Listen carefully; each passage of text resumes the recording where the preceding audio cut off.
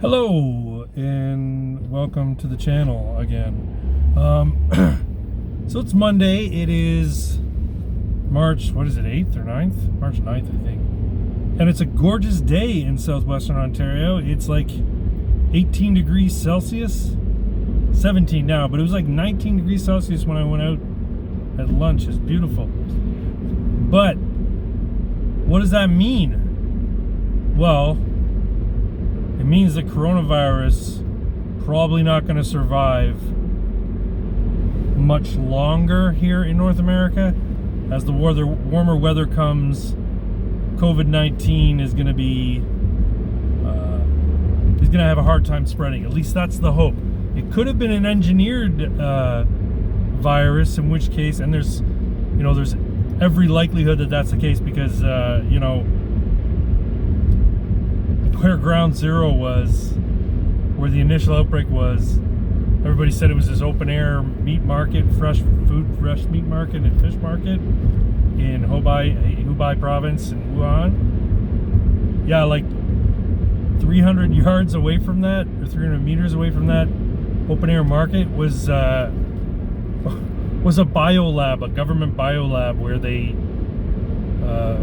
tested viruses. And they did research on viruses. So it's very likely that it's an engineered virus, in which case, hey, you know what? It's anybody's guess what's going to happen come the warmer months. It could be just as prolific in the warmer months as it is in the winter months. But the hope is, if it behaves like other coronaviruses, behaves like the flu, that it'll start to die off come warmer weather. It won't be able to survive as long in an aerosolized state. But I'm not a virologist, epidemiologist, or any of that, so don't take anything I say as authoritative in any way. But what I really want to talk about is the Twitter sphere and its reaction to this, and of course the media at large and social media at large with regards to this reaction. It's strange. I got back on Twitter, as you know, just a few days ago, like a week or so ago, maybe 2 weeks. And you know how on Twitter it tells you who you should follow? Well, every time I would scroll through, this little block would say, hey, here's who you should follow. And every time Mike Cernovich was on that. And I'm like, you know what? I think I'm going to avoid following Mike Cernovich for now.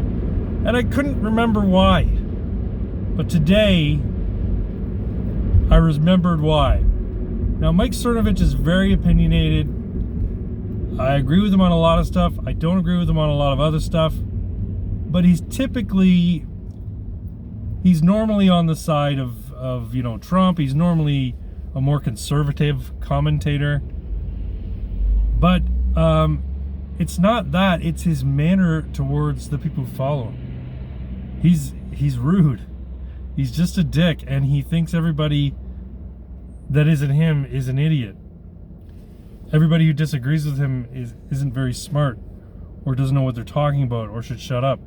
And also, he put a number of tweets out there that I thought were like, this isn't helpful. You're trying to foment panic, or at the very least, elevate those voices who are trying to foment panic. You're lending credence to the people who are trying to foment panic in this whole COVID-19 situation.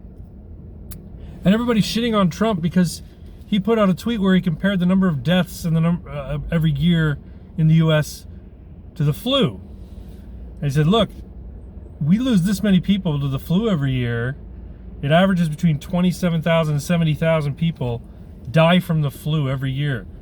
Markets don't shut down. There isn't a huge sell-off because of the flu. There isn't there isn't panic, and there isn't runs on certain goods at the store because of the flu.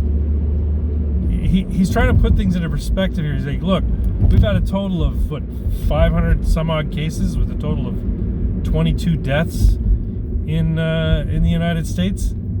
So let's think about that. Let's put it in perspective. He's trying to calm people from panicking. And of course the markets took a big hit today, and people are saying it's because of coronavirus the scare of coronavirus. I think that probably has something to do with it, but it probably has more to do with the oil sell-off, or not the oil sell-off, the oil, I think Russia and Saudi Arabia, if I'm not mistaken, basically slashing the price of a barrel of oil. So the cost of oil dropped massively. And so I don't know if that might have sparked some sort of like run on things. Here's the thing, and this is where I'll agree with Mike Cernovich about. The people who are panicking now are the people who are selling their shit off now. When the Dow and the NASDAQ and all those other ones, they start to tank, don't sell your shit. Hang on to it. Because the people who are going to make out like kings are the ones who are buying your stuff at a much reduced rate. So stocks and investments of that type, they're long-term investments. You don't buy them in the hopes that, you know, you have marginal gains, or you make, you know, astronomical gains over the course of a year and get out when the getting's good. You know what I mean? It's something where you get marginal gains over the course of several years, and occasionally things take a hit. And the best thing is to just keep it in there. I mean, unless you're talking about, you know, a single company that everybody jumped on when it first went public, and then it's been revealed later that, you know, it was a paper house, you know, it was a house of cards. It never had any actual backing, or it didn't have anything worth investing in, and so everybody sells off like crazy. Then, yeah, you kind of want to sell out early, but not the case with just, you know, regular investments in 401ks and the Dow Jones and all that. But so Cernovich is right in that case, but it's just his manner. He's such a dick. And another guy I follow, Bill Mitchell, he's also of the mind that, look, the panic associated with this COVID-19 is a little crazy. You people need to stop panicking. Elon Musk said the same thing. And he's also of the mind that he believes there's a conspiracy to destroy the economy so that Trump can't get reelected. That's a lot of destroying you'll have to do. The economy's going to have to take a significant long-term hit in order for Trump to not get reelected. But yeah, so his mind is, isn't it interesting how the coronavirus took off or became a big deal immediately after impeachment failed? Now, I don't think he's saying that the Democrats and the Chinese government colluded to release a bioweapon to tank the U.S. economy. That doesn't make sense. But you know what? I guess anything's possible. Who knows? They really don't like him, and they really don't want him to be president for another 4 years. At this point, I have a feeling that he's going to be reelected regardless. People are saying, "Oh, this virus is gonna destroy Trump's reelection. This virus is gonna take down Trump." You know how many things people have said are gonna take down Trump over the last 4 years? Everything was gonna take down Trump. You know how many times the media said this is the beginning of the end with regards to Trump? I don't know. I think he's a little bit more resilient than that. I mean, markets can be fickle. I get it. People say he's not handling it well. I'm looking at it going, you know what? Here's the thing. And this is where I might get some blowback. Trump's handling it the way he handles anything else. He's looking at how it impacts markets, how it's impacting the economy, and that's his biggest concern, right? And people are on the internet, on Twitter and other social media, screaming about how this whole thing has been mismanaged by the government. Here's the thing: I know the CDC exists for a reason, and it's to handle pandemics and outbreaks and things of that nature. But this idea that the state needs to take care of shit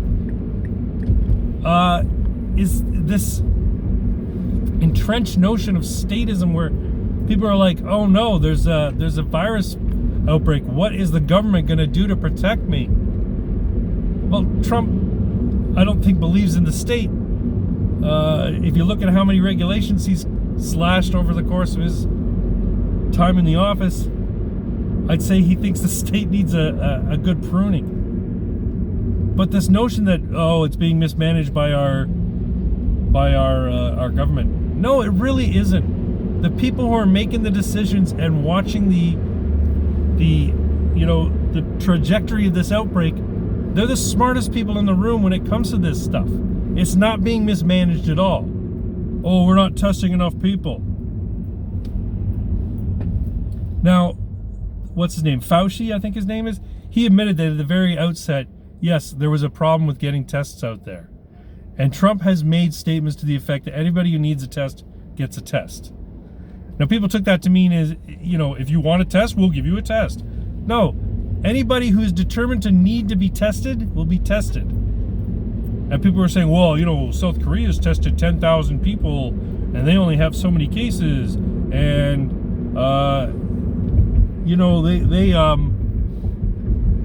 they have so few deaths and they're, right near China. I'm like, okay, fine.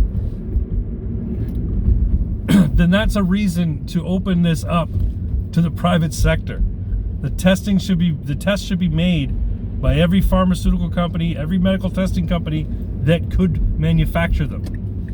And they should be distributed to every hospital and every professional office that can handle them, that can use them. But no, people's insistence on the state handling it is the issue, right? The state's not doing anything properly. They're mishandling the whole thing. Well, maybe the state shouldn't be handling it then.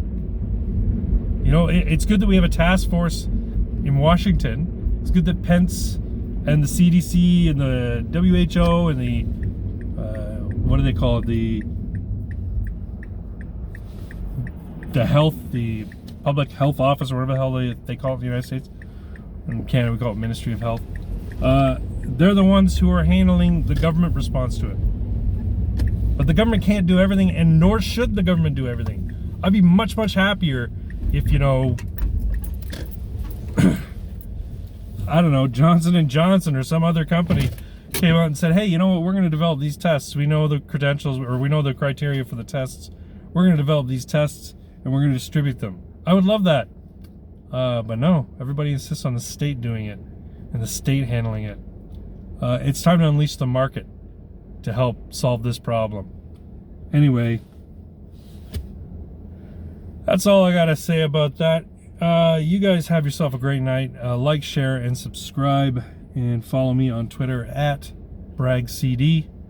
I'm the happy little rabbit on Twitter. And I'll talk to y'all soon. You take care. Bye-bye.